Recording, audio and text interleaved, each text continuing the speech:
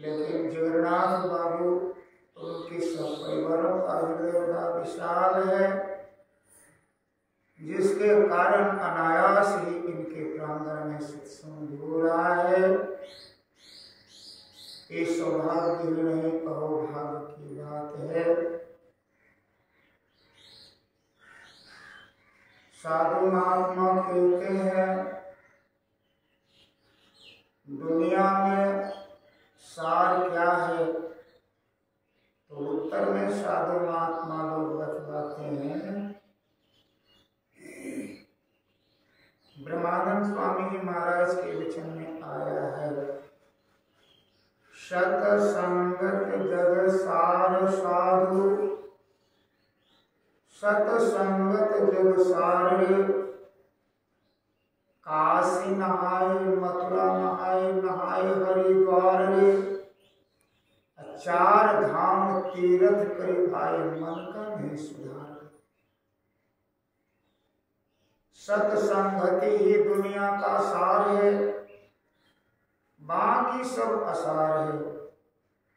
अर्थात भाव यह है, दुनिया में लोग काशी मथुरा वृंदावन देवघर कहाँ कहाँ नहीं जाते हैं, किंतु मैं ये कहना चाहूंगा कितना हो तीर्थ व्रत कर लीजिए, कितना हो होम हवन कर लीजिए, कितना हो पूजा पाठ कर लीजिए, लेकिन मन का सुधार नहीं होता। जिससे मन का सुधार नहीं होता वो वास्तव में असार है, कुसंग है, असत का संग है। जिससे मन का सुधार हो वह सार है, वह सत्य है। यह बात को हम और जो सार को हम कहते हैं, मूर्ख जन कोई सार न जाने, सत्संग में। लेकिन दुनिया के लोग अमृत अमृत करते हैं, अमृत अमृत बोलते हैं, और दुनिया के लोग अमृत का पान नहीं करना चाहते हैं, हमेशा विष का पान करते हैं। कबीर साहब कहते हैं वह मूर्ख है जो सार को नहीं जानते, सत्संग को नहीं जानते। सत्संग का अर्थ होता है अपने आप का संग करना, जीव को जानना। साधु महात्मा कहते हैं जीव को नहीं जानोगे तो पीलू को नहीं जान सकोगे। संस्कृत में उसी को आत्मा कहते हैं। आत्मा को जो नहीं जानेगा वह परमात्मा को नहीं जान सकता है, और जो परमात्मा को नहीं जानेगा वह दुख से निवृत्ति और सुख की प्राप्ति नहीं कर सकता है। लेकिन दुनिया में धन कमाकर सुखी होना चाहते हैं, मकान बनाकर सुखी होना चाहते हैं, बैंक बैलेंस करके सुखी होना चाहते हैं, दुनिया का पद प्रतिष्ठा प्राप्त करके सुखी होना चाहते हैं। ये सुख सुख नहीं है, यह दुख का रूप है। दुनिया का सामान इकट्ठा कर लेंगे उससे सुख मिलेगा, लेकिन कौन सुख मिलेगा? तो साधु महात्मा कहते हैं, गुरु महाराज कहते हैं, तन संबंधी सुख मिलेगा, मन संबंधी सुख मिलेगा, इंद्रिय संबंधी सुख मिलेगा। लेकिन गुरु महाराज कह दिया ये तीनों सुख जो है वह दुख का रूप है। गुरु महाराज बड़े सुंदर शब्द, तना सुख मन सुख इंद्रिय सुख सब दुख। कहते तन संबंधी सुख, मन संबंधी सुख, इंद्रिय संबंधी सुख सब दुख का रूप है। इसको त्यागो, इसको जब तक नहीं त्यागोगे तुम्हारे जीवन में सुख नहीं हो सकता है। सुख असली क्या है? तो गुरु महाराज लिखते हैं पदावली, तन सुख मन सुख ना सुख तेरो आत्म सुख में। आत्मा का दर्शन हो जाए तो परमात्मा का दर्शन हो जाएगा। अब परमात्मा का जब दर्शन हो जाएगा आप सदा के लिए सुखी हो जाएंगे। बोलो सद्गुरु भगवान की जय। यही है संतों का मूल ज्ञान। इसलिए जो सार को ग्रहण नहीं करते हैं, अपने आप का ग्रहण नहीं करते हैं, अपने आप को नहीं जानते हैं, अपने आप को पहचानने का प्रयास नहीं करते हैं, उसको मूर्ख का संज्ञा। और आप श्री जवाहर दर्शनोपनिषद में भी पढ़ेंगे, सारे संतों का एक ही मत है, एक ही विचार है, एक ही कहना है। संतों में समन्वय है, लेकिन असंतों में समन्वय नहीं है। वो कहते हैं ये बात है, वो कहते हैं वे बात है, लेकिन संत महापुरुषों की वाणी में समन्वय है, सम विचार है, सममत है। श्री जवाहर दर्शनोपनिषद में लिखा हुआ है, पढ़िएगा। ज्ञान शौचम परित्यज्य बाहिरो योरम ते नरः साम्रकंथनम तत्पालोष्टम गृह्णाति सुहृत। श्री जवाहर दर्शनोपनिषद के ऋषि कहते हैं, जो ज्ञान शौच को छोड़कर अर्थात पवित्र ज्ञान को छोड़कर, आत्मज्ञान को छोड़कर जो बाहरी शौच में लगा रहता है, वह मूढ़ है, वह मूर्ख है, अनाड़ी है। वह करता क्या है? वह मूर्ख क्या करता है? शास्त्र के ऋषि कहते हैं, सोना को फेंक कर मिट्टी का ढेला करता है। तो सोच सकते हैं, जो सोना को फेंक करके मिट्टी का ढेला लेता वो मूर्ख है कि नहीं? अज्ञान है कि नहीं?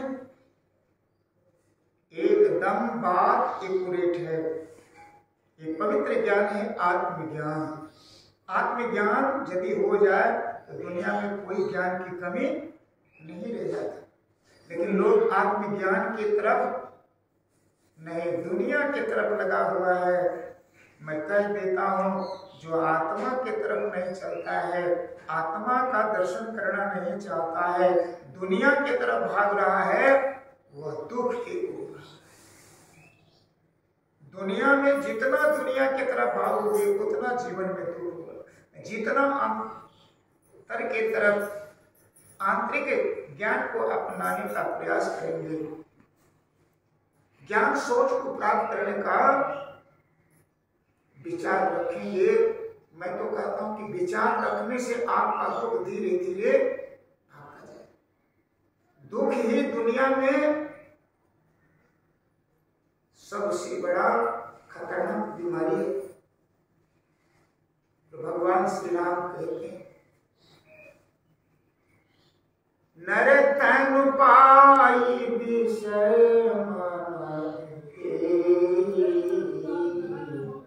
पटी सुधाते सठ विष। यहाँ भी मूर्ख और सठ का बात भगवान श्री राम ने कहा। मनुष्य शरीर पाकर के विषय में वह हर्षिकार सोया विषय होता है। योग को हटा दीजिए, वह विष बन जाता है। विषय क्या है? रूप, रस, गंध, स्पर्श और शब्द। ये 5 विषय है। यह विष का काम करता है, यह आपको मार डालेगा। लेकिन अमृत जो है वह आपको मरकर अमर बना देगा। वही कहते हैं, नर तन पाई विषय मन देही अपलटी सुधा, है ना? विष को पीते हैं, सुधा का रूप अमृत, पलटी सुधा ते सठ विष। वह विष अमृत को छोड़कर विष का पान करते हैं, उनको कौन संज्ञा मिलनी चाहिए? उनको सठ का मूर्ख का संज्ञा दिया है भगवान श्री राम, कबीर साहब और ऋषि भी कहते। और अभिभेद वाणी में देखिए सभी संतों का, सभी महापुरुषों का वाणी में बड़ी समानता। भगवान वेद भगवान की वाणी को सुन रहे थे। संस्कृत भाषा को तो उतना लोग नहीं समझ पाते हैं, लेकिन साधु महात्मा दया करके जो सारांश में लिख दिया है, अर्थात हिंदी में साधुगुणी भाषा में जो लिख दिया है, आम लोग भी समझ जाए। क्या लिखा है? सार में बताया है, सारांश में बताया है, वेद भगवान उपदेश करते हैं कि हे मनुष्यों, जगत प्रसव करता, इस संसार का सृष्टि करने वाला, इस संसार को बनाने वाला, इस संसार को पैदा करने वाला ईश्वर है ना। ईश्वर का तत्व ज्ञान प्राप्त करने के लिए बताया, ईश्वर का तत्व ज्ञान, ईश्वर का तत्व ज्ञान अर्थात ईश्वर का तत्व है ये जीव है। जीव को जानने के लिए कहते, जब तक हम लोग जीव को नहीं जानेंगे तो पीव को नहीं जान सकते। ईश्वर को ढूंढने के लिए लोग कितना यत्न प्रयत्न करते हैं कि नहीं? तीर्थ में, व्रत में, होम में, अमन में, पूजा में, पाठ में, ऋषि लिखा तीर्थे दाने जपते जगते काष्ठे पाषाण के सदा शिवम पश्यति मुरात्मा सीधे देहे। और शिव को जब जान जाओगे तो जीवन सुंदर हो। सत्यम जीव है सत्य, शिवम शिव को जान लीजिए, परमात्मा ईश्वर गौर खुदा अल्लाह और विदेश को जान लीजिए, है ना। जब तक जीव को नहीं जानेंगे तो पीव को नहीं जान सकेंगे। सुंदरम सत्य को जानने से परमात्मा का दर्शन, परमात्मा को जानने से जीवन सुंदरम सुंदर जीवन होता है। यही करने के लिए हम लोगों को मनुष्य मिला है। और सुंदरदास जी महाराज भी सुंदर वाणी में कहा है, गुरु बिनु ज्ञान नहीं, गुरु बिनु ध्यान नहीं, गुरु बिनु आत्मा विचार नहीं। सोचिए, आत्मा का विचार तब आएगा आप गुरु से ज्ञान लेकर ध्यान करेंगे, अर्थात ज्ञान का ध्यान बताने वाले गुरु है, और उससे ज्ञान लेकर जब ध्यान करेंगे तो आत्मा की पहचान, आत्मा का विचार हो जाएगा। जब आत्मा का विचार हो जाएगा, आत्मा को जान जाएंगे, आपके जीवन में सबसे बड़ी उपलब्धि संतोष। क्या होगा? बोलिए, संतोष से बढ़कर दुनिया में कोई धन है? संतोषम परम सुखम, संतोष से बढ़कर दुनिया में कोई सुख नहीं। हाय हाय जीवन में लगा हुआ है, धन धन धन लोग करते रहते हैं, लेकिन साधु महात्मा कहते धन धन करते करते एक दिन निधन हो जाओगे, सब कुछ तुम्हारा छूट जाएगा, मरकर सब जन छोड़ के जीते जी तू छोड़, जग से नाता तोड़कर हरि से नाता। जो मरने के बाद बोलिए कोई कुछ लेके जाता है? सब कुछ यहीं रह जाता है। लेकिन उनके लिए मैं क्यों मरूं, उनके लिए मैं इतना एड़ी चोटी क्यों करूं? लोगों को विश्वास नहीं होता है, जिस परमात्मा ने मुझे सृजन किया है, सृष्टि किया है, मोह दिया है, विश्वास रखिए आप जरूर दे, लेकिन लोगों को विश्वास नहीं है। कबीर साहब विश्वास दिलाते, मुर्दा को प्रभु देते हैं, मिट्टी कपड़ा आग, जिंदा में जो चिंता करे आपको बड़ा अभाव। बोलिए, मुर्दा शरीर से जब जीव निकल जाता है तो मुर्दा का कौन होता है? होता है कोई? मुर्दा किसी का कुछ होता है? तो बोलिए, मुर्दा को जब मिट्टी मिल जाता है, नहीं जमीन जिसको बोलते, मिट्टी कपड़ा कफन मिल जाता है, आग इन्हें जला